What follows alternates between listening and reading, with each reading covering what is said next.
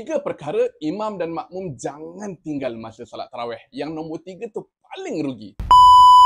Yang pertama, solat ba'diyah isyak termasuk dalam solat yang sangat dituntut. So, kawan-kawan, bangunlah 2 rakaat je. Para imam pun sama, mohon bagi ruang untuk sama-sama solat ba'diyah.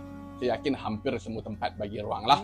Tapi katakan ia terjadi. Apa kita nak buat? Balik nanti awak solat ba'diyah isyak dekat rumah. Cuma realitinya kalau tak buat terus dekat masjid tadi, berapa ramai yang masih akan buat ataupun mungkin terlupa.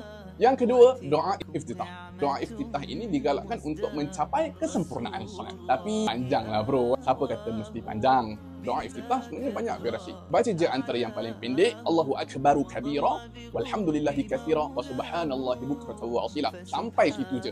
Pendek kan?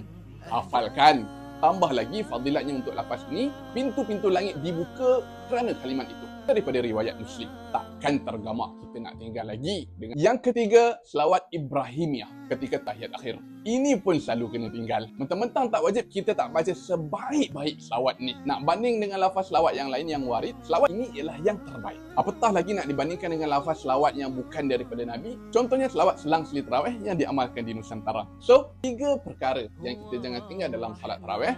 Yang pertama, solat ba'diyah isyak. Yang kedua, doa iftitah.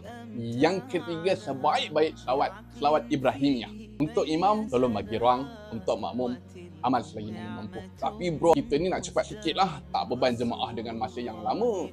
Ada kan yang kata macam tu? Kalau rasa lama sangat, skip selawat selang seli tarawih tu. Tak wajib pun. Sunnah pun tak. Selamat menjelang raya.